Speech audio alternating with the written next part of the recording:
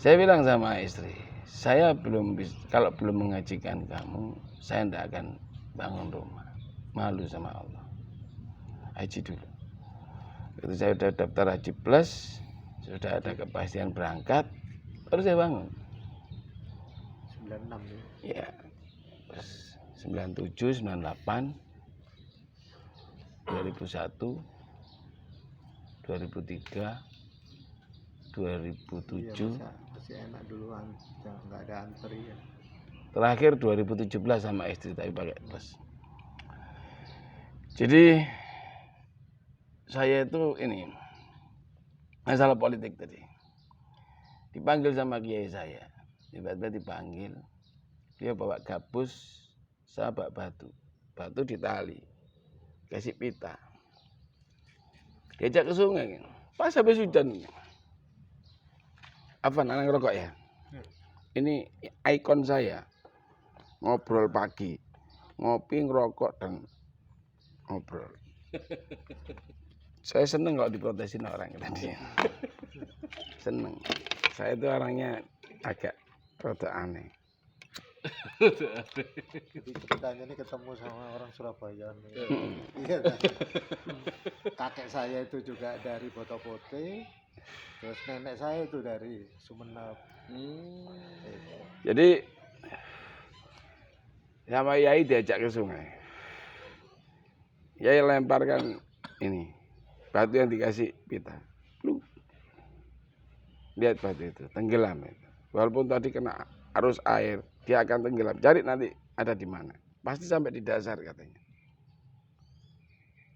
Itulah ciri dan sifat orang beriman. Seperti batu itu. Tak tergoyahkan. Sekalipun kena arus sekeras apapun, dia pasti sampai di dasar. Terus kedua dilempar sama beliau gabus. Lihat gabus. Ikut air. Kalau airnya tenang, anginnya yang keras. Gabus itu akan ikut angin. Itu ciri orang munafik. Kayak Ruhut itu kan munafik. Pindah dari partai satu ke partai yang lain itu kan ya. Pengak yang Pancing loncat deh. Kalau kamu ikut yang pertama, kamu akan selamat dunia akhirat, akan bahagia dunia akhirat. Tapi kalau kamu ikut yang kedua, kamu hanya dapat dunia. Apapun yang kamu inginkan di dunia akan dapat kalau kamu niru gabus. Tetapi di akhirat kamu babak belur. Yang penting kata guru saya itu, jangan niru itu. Kau coba masuk nanti, lihat itu. Baik itu. Itu nggak jelas itu. Kambang enggak, kelem enggak ya. Setengah kambang, setengah kelem. Itu orang jangan ikuti ya kayak gitu-gitu itu. Banyak orang ibadah kayak itu. Pinter ngomong, pinter ceramah, pinter dalil. Tapi kambang enggak, kelem enggak. Ini dunia akhirat babak belur itu katanya. Jangan kau tiru itu. Ya. Kemudian pulang, saya di Wejang. Yunus, saya tidak melarang, tidak bisa melarang karena saya nggak tahu takdir kamu di mana. Kamu mau jadi apapun saya nggak larang. Tapi saya dalam hati kecil saya, dalam istiqoroh saya, setiap saya mengistiqoroh dirimu, saya berharap kamu jadi ustadz. Karena orang kalau udah punya keyakinan kuat, pendirian yang kuat, itu kalau jadi ustadz, dia akan berani. Tidak pernah mundur dengan siapapun. Tapi yang saya pesan satu, jangan berpolitik. Kenapa? Kalau kamu jadi ustadz, kamu jadi guru, kamu jadi tentara, kamu jadi polisi, kamu jadi pegawai negeri, kamu jadi pedagang, kamu jadi petani, kamu jadi apapun, kamu boleh salah, boleh keliru. Al-insanu mahal qata' wa nisyan. Yang namanya manusia itu tidak lepas dari salah, dosa, khilaf. Tapi lah kamu berpolitik, kamu tidak boleh salah. Bohong itu wajib hukumnya. Menipu itu fardu ain. Maka jangan berpolitik. Nah, sejak itu saya pegang dawuhnya itu. Kedua, abi saya pesan karena abi saya itu termasuk tokoh Muhammadiyah dulu di Jawa Timur. Yunus, wis kon dadi apa ae gak apa. Sing penting aja berpolitik. Politik itu abang dadi ireng, ireng dadi coklat, coklat dadi kuning. Gak jelas. Wis jarno sing politik politik. Tapi jangan alergi politik kata saya. Kamu tetap harus belajar politik, kamu harus paham politik, kamu tahu politik, jangan alergi politik. Tapi jangan berpolitik. Nah, itu saya pegang sampai sekarang. Saya berapa kali dicalonkan, zaman Gus Dur apa itu jadi tawar. Maka kembali kepada persoalan haji tadi. Saya salut ada orang yang haji sama saya 2017. Beliau itu salah satu pejabat di Kementerian Dalam Negeri. Dapat rumah dinas di Jakarta, punya rumah di Sukoharjo. Sudah hampir pensiun kurang 3-4 tahun. Dia datang satu majelis taklim, ustadznya menjelaskan hadis Nabi yang itu. Barang siapa mampu berhaji dan dia tidak mau berangkat haji, tidak mau pergi haji, maka kalau dia mati, dia tidak boleh mati Islam. Hanya boleh milih dua, mati Yahudi atau Nasrani. Dia minta nomor Ustadz itu, nomor HP-nya. Dia mau silaturahmi sama istrinya. Akhirnya datang ke rumah Ustadz itu. Dijelaskan ukuran mampu. Ukuran mampu yang terkena hadis ini adalah orang yang bila dia punya harta cukup untuk dia pergi perjalanan haji pulang balik dan untuk bekal dia selama berhaji. Dan dia mampu meninggalkan minimal 3 kali belanja untuk rumah tangganya. Maka dia sudah terkena hadis. Jadi kalau kita punya biaya untuk pergi haji, pulang pergi cukup, untuk sanggup kita cukup, bisa ninggali keluarga kita nafkah 3 bulan, maka kita sudah terkena wajib haji. Langsung pulang, diambil cuti, pulang ke Sukoharjo, dijual rumahnya, laku 1,3 M. Dia langsung berangkat haji plus yang langsung berangkat itu. 225 juta per orang. Sama ibu bapaknya diajak, 4 orang. Bapaknya waktu makan sama saya di ruang makan itu nangis. Dia beli rumah di kampung 300 sampai 300 juta, 200 sekian juta. Dia agak ke desa di daerah Pulau Kartosan. Saya katakan waktu saya ngisi tausiah di tempat makan itu, saya kasih contoh Bapak itu. Sampaikan kepada keluarga kita, tiru ini. Ini loh asli umat Rasulullah, nggak ngaku. Nggak ngaku umat Rasulullah, tapi benar-benar umat Rasulullah ini. Keluarga kita di sana, ustadz kita di sana, banyak yang masih ngaku-ngaku umat Rasulullah. Sama dengan Khalid Basalamah itu gila, saya bilang itu. Orang gila itu. Apa yang baru katanya? Kita bilang tahun baru, istri kita nggak baru, rumah kita nggak baru. Ini orang gila ngomong kayak itu. Saya bilang, kenter Khalid ini. Dokter tapi goblok. Loh, apakah tahun baru harus istri baru? Saya tanya. Saya ini hari apa nih? Besok hari apa? Besok hari baru apa enggak? Saya tanya, antum jawab jujur, besok hari baru enggak? Baru. Apakah rumah kita harus ganti baru? Goblok, dokter goblok gitu. Kemarin saya goblok gitu.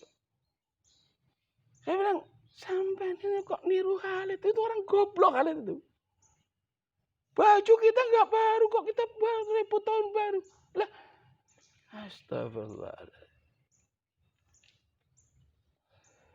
Kemarin saya di hotel di Surabaya. Saya baru pulang dari Surabaya kemarin malam.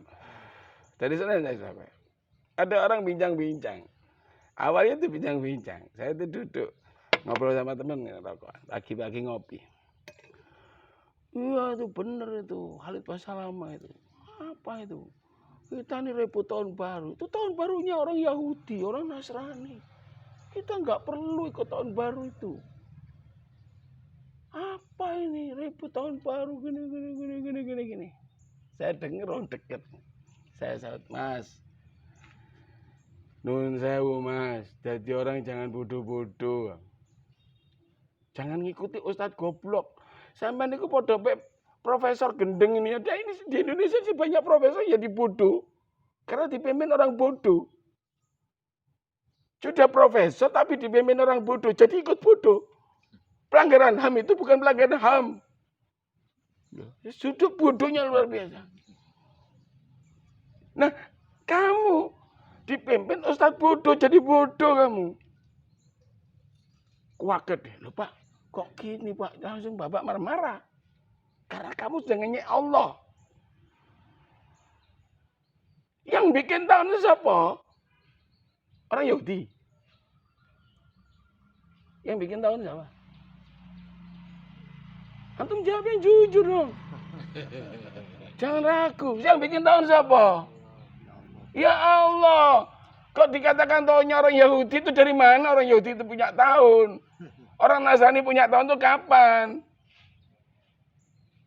Dulu tahun sebelum Masehi itu disebut tahun sebelum Masehi. Rasulullah SAW itu sebelum hijrah juga pakai tahun Masehi.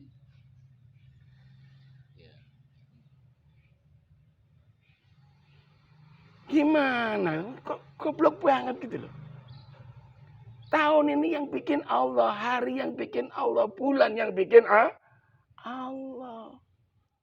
Semua yang langit di bumi, milik Allah, yang ngatur Allah, yang membuat pergantian tahun Allah, yang membuat pergantian hari ya Gusti Allah.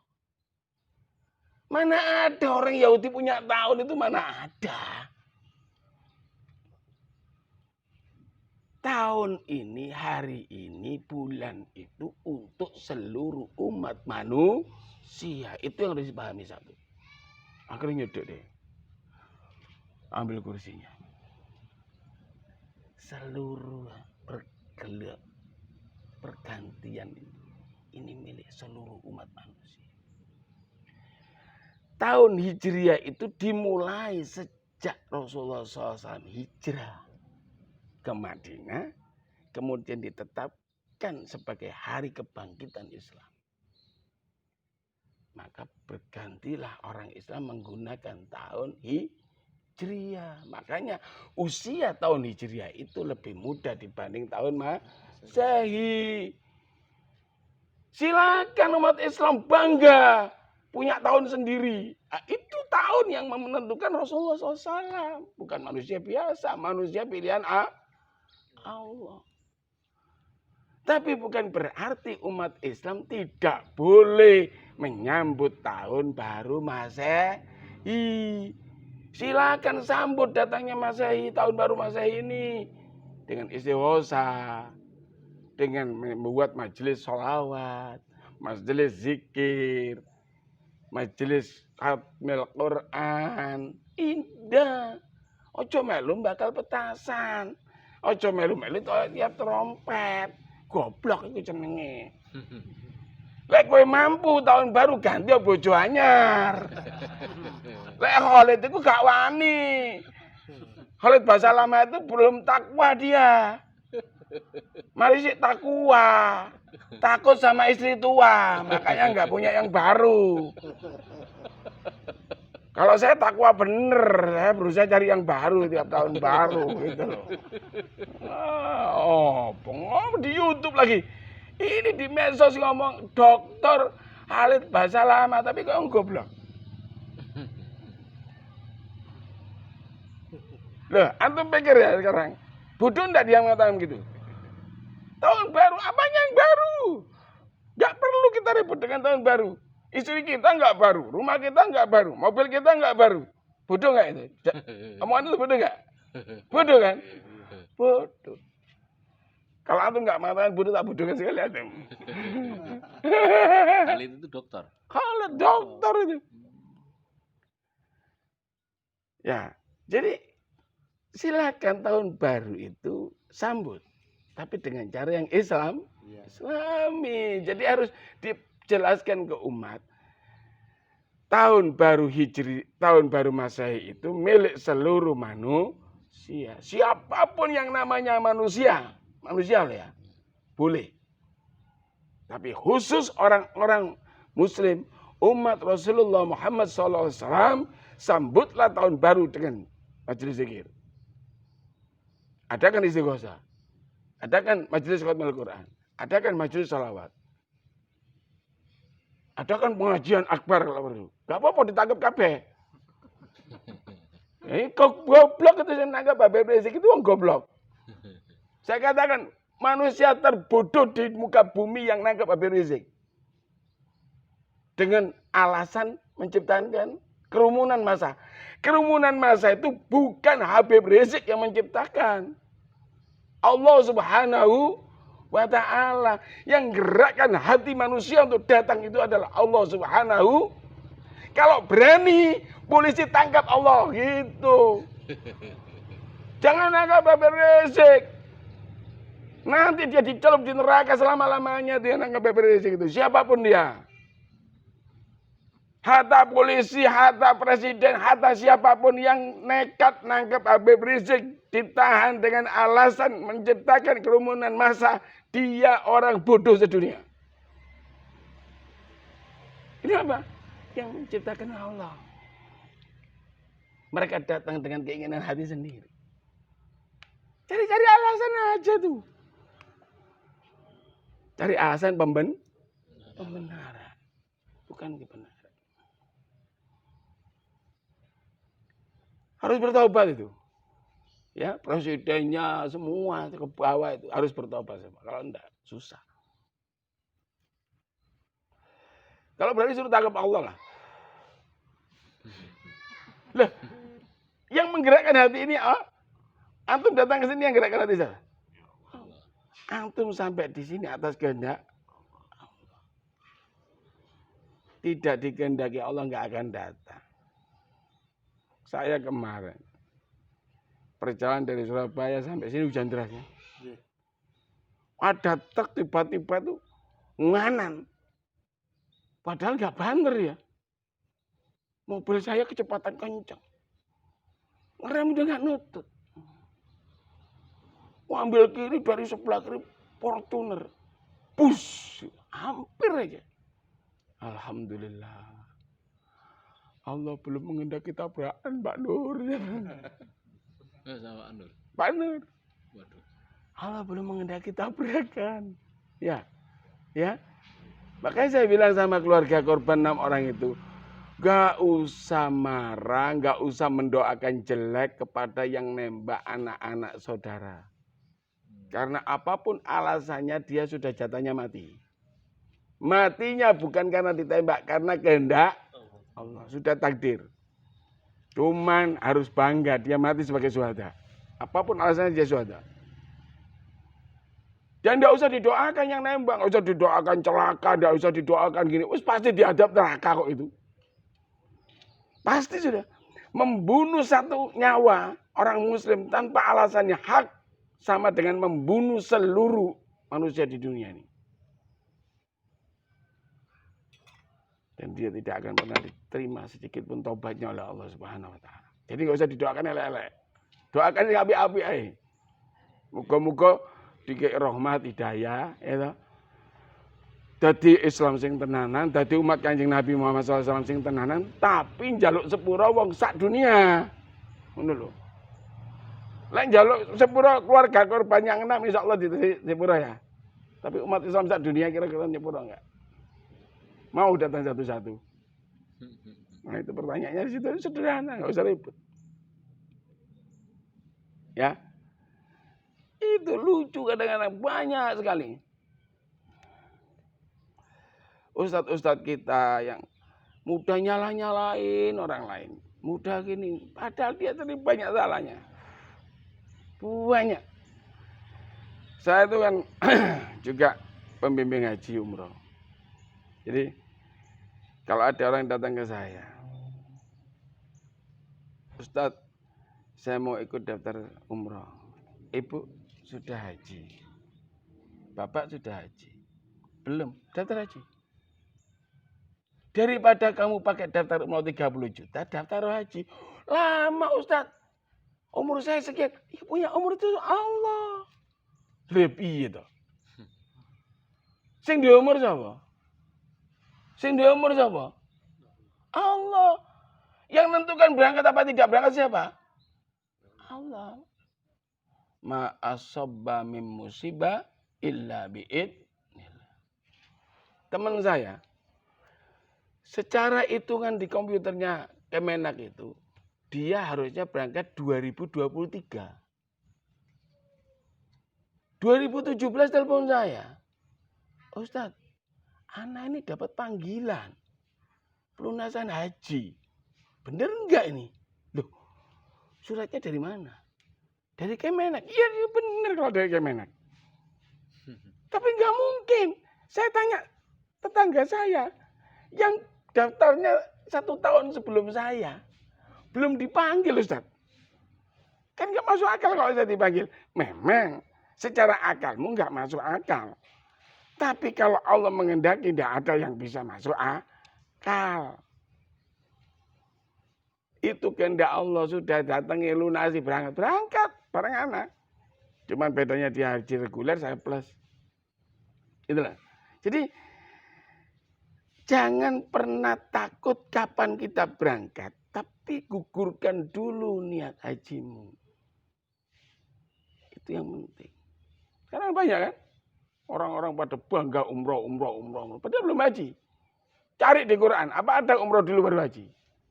Iringilah haji itu dengan umroh. Haji dulu baru Makanya kalau orang mendahulukan umroh saat dia berhaji, tamattu itu ya, mendahulukan umroh daripada haji, dia kena denda, kena dam, karena mendahului gitu deh.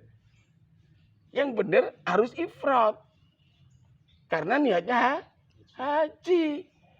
Setelah haji selesai baru enggak kena denda.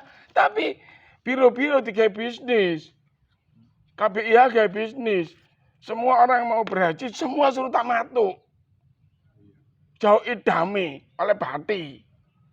Mayan. Ya. Padahal di Quran enggak begitu. Kalau orang itu mendahulukan umroh daripada haji, maka saat dia mau berangkat ke Arafah, yang pertama kali dia harus balik ke mikot awal. Ini kalau bicara perintah Quran ya. Balik ke mikot awal, ngambil mikot lagi di mikot awal, memperbarui mikotnya. Nah, kalau mikotnya Bir Ali kan tidak mungkin. Ya. Kalau mikotnya Ya'lam boleh. Masih dekat dengan Mekah. Tapi kalau tidak mampu kembali ke mikot, maka dia harus bayar dam. Itu yang kedua, gitu loh. Perintah Quran yang kedua. Kalau tidak mampu balik mikot, bayar dam, bayar denda. Lah nggak mampu bayar denda, ya poso, puasa 3 hari di sana, 7 hari saat sudah sampai di rumah. Itu perintah Quran ini diabaikan ini oleh ustadz ini. Apa enggak baik bid'ah ini? Loh. Dia membid'ahkan tahlilan, dia membid'ahkan zikir jama'in, dia membid'ahkan istighosa. Itu semua sunnah, itu bukan wajib. Tapi ini perintah Quran diabaikan, apa enggak lebih parah? Ayo. Apa ada ustadz pembimbing haji yang menjelaskan seperti ini? Antum mau tamattu, please, tafadhol. Tapi antum nanti kalau mau ke Arafah harus ambil mikot awal. Kembali ke mikot. Kalau antum nggak mampu balik mikot, bayar dam. Nggak mampu bayar dam, poso. Jadi ada pilihan kan? Nggak dijelasin. Malah disuruh tamattu kabeh. Ben oleh badi kabeh. Bayar dam kabeh. Bayar bid ayu. Goblok keting. Ya goblok tuh. Ya? Syariahnya berarti nggak dipakai. Syariat itu lebih tinggi nggak dari sunnah? Ya lebih tinggi. Hal yang pokok itu lebih tinggi nggak daripada sunnah? Iya. Ini syariat, ini wajib hukumnya. Harus dilaksanakan pilihan ini. Dia diterangin. Saya nggak pernah, kalau saya haji selalu ifrat. Oh memang niat haji yuk. Ya ifrat. Gampang aja, supaya gak ketok gandul-gandul, itu tak kayak bantal. Nah, itu bantal ini. Kadang-kadang buka kan ketok toh. Nggak boleh celana dalam, nggak boleh. Ya kita nggak boleh lepas ifrat. Nggak boleh lepas ihram. Iya, iya. Sampai setelah balang jumroh. Jadi setelah keluar dari Arafah, kalau ifrat itu pilihannya tawaf ifadah dulu atau akobah dulu. Kalau saya milih ifadah dulu. Jadi saya ke Mekah, dari Muzdalifah saya ke Mekah, saya ikut sholat id. Setelah itu sholat tawaf ifadah, saya lepas ikram, saya ganti pakaian biasa, saya pergi ke Mina, balang akobah, baru cukur. Enak itu, karena kalau balang jumroh pakai ikram tuh ribet, gitu lah. Jadi saya jelasin, kalau saya bawa haji saya jelasin. Ifrat itu begini, tamat itu begini, kiron begini, jelasin. Jadi umat itu jelas, punya pilihan. Tapi ini enggak langsung di tamatuk. Lah iya tamatuk. Damai dijauh dhisik. Bahkan yang parah ini, yang parah. Damai dijaluk di ngarep. Ya. Iya kan? Iya, benar. Lah orang belum melaksanakan dimintain dam ini kan gila. Di Indonesia masih ditarik dam ini. Iya. Saya bilang antum ini gila semua orang gitu. Loh, saya kalau ngomong gitu, Pak. Gila semua antum. Loh, kok gila gimana? Orang aja belum melaksanakan. Kalau tiba-tiba dia sampai sana berubah pikiran, pengen ifrat, Iya. ya toh? Ini gimana? Atau dia tamatuk, tapi dia di alam-lam. Dia bisa charter mobil murah, lebih murah daripada dam, bayar dam. Iya. Rombongan pakai HiAce itu. Kalau pakai HiAce satu orang cuma 50 real. Rombongan itu. Kayak alam-lam, ambil mikot, baru menuju Arafah. Atau dia puasa. Emang Pak duitku Pak, tak gini sangu, tak gitu oleh-oleh. Aku tak poso ae. Lah. Kan itu pilihan, hak kita kok. Kok dirampas haknya orang? Gila enggak itu? Gila enggak? Gila, makanya jangan ikut ustaz yang gila-gila. Kalau ada ustaz yang gila cari istri baru, ikutin. Karena barang baru itu enak.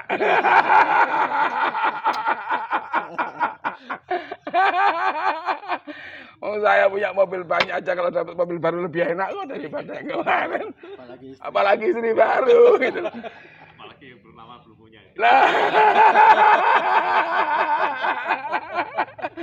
Makanya jangan bilang tahun baru, istri kita nggak baru. Salah sendiri Khalid nggak mau cari istri baru gitu loh. Iya. Saya bilang Khalid itu belum takwa itu, masih takwa. Lu apa takwa itu? Takut sama yang tua. Nyatanya Istrinya satu ya kali. kalau yang kelihatan, Yang kelihatan. yang kelihatan satu. Yang nggak tahu kalau yang didelik-delik kan ini kan banyak itu. Ustaz delik-delik. Maka ya tahun baru ini saya ucapkan selamat tahun baru pada semuanya. Kepada semua umat manusia saya ucapkan selamat tahun baru. Mudah-mudahan sukses, mudah-mudahan yang belum dapat hidayah dikasih hidayah oleh Allah, dikasih rahmat oleh Allah, yang belum Islam jadi Islam, yang masih setengah Islam jadi sepenuh Islam. Yang sudah Islam jadikan tahun baru ini sebagai tonggak untuk memulai sesuatu yang baru. Tinggalkan keburukan-keburukan kita, tinggalkan hal yang tidak berguna, tinggalkan hal yang tidak manfaat. Mulai tahun ini dengan kebaikan-kebaikan hidup. Meningkatkan kualitas dan kuantitas ibadah kita, memperbanyak doa dan zikir kita, memperbanyak sedekah kita, memperbanyak apapun kebaikan-kebaikan yang diperintahkan Allah dan Rasulullah Muhammad SAW dalam hidup kita. Jaga agama ini dengan kebenaran hati dan keberanian berkata yang benar, bukan cari pembenaran tapi jalankan yang benar. Itu pokok. Jangan alergi dengan siapapun. Ya, umat Islam itu satu. ummatan wahidan. Ya, itu yang harus dicatat. Tahun baru harus menjadi refleksi kebangkitan Islam. Ini contoh. Sekarang Islam dikriminalisasi karena Islam terpecah-pecah. Umat Islam hanya bangga dengan golongan-golongan kecil. Tidak bangga dengan adanya Islam yang mendunia. Islam yang satu harus benar-benar diperjuangkan. Harus benar-benar ditegakkan.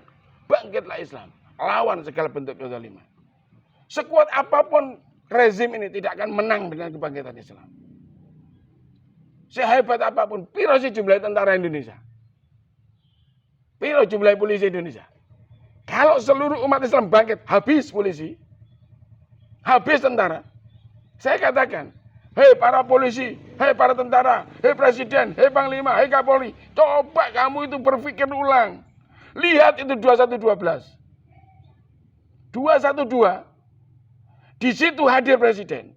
Di situ hadir panglima. Di situ hadir kapolri. Di situ hadir menteri. Kalau umat Islam mau mengambil kekuasaan, seperti yang dituduh-tuduhkan itu, bergerak seluruh umat yang ada di Monas itu, habis. Mudah masuk istana. Mudah masuk Mabes Polri. Mudah menguasai Mabes TNI. Tidak akan kalah jumlah mereka. Sebesar apapun dan sehebat apapun senjata mereka tidak akan bisa menaklukkan umat segitu banyak. Tapi karena Islam itu diajarkan untuk damai. Islam itu diajarkan untuk saling menghargai. Islam diajarkan untuk saling menghormati. Dan Islam mengharamkan mengambil kekuasaan yang sudah ada. Maka tidak dijadikan masalah. Tidak dilakukan pengambilan kekuasaan. Tidak ada anarkis di situ. Santun, sampah pun tidak tertinggal. Harusnya presiden, harusnya panglima TNI, harusnya Kapolri, harusnya semua pejabat negeri ini melihat apa yang terjadi di 212. Dan mereka harusnya bangga dengan Habib Rizik Syihab. Mereka harus hormat, angkat tangan. Karena belum ada satupun presiden di dunia ini, bukan di Indonesia ya, belum ada satu pemimpin besar di dunia ini kecuali Rasulullah Muhammad SAW yang mampu menarik umat jutaan itu. Yang mampu disambut oleh jutaan manusia. Karena kehendak Allah. Maka saya minta di tahun baru ini, presidennya, panglima TNI-nya, Kapolri-nya, semua pejabatnya berganti berpikir yang baru. Berpikir yang baru, mengolah hati dengan cara yang baru, dan dengan manajemen baru, dan dengan iman yang sudah diperbaharui, dengan Islam yang benar-benar sudah terbaharui, sehingga menjadi Islam yang kafah, dan menjalankan keislamannya dengan baik dan benar. Mudah-mudahan ya. Kayak goblok-goblok nemen. Pirang menit, Mas? Wis ditutup ae. Cukup lah aja tahu-tahu.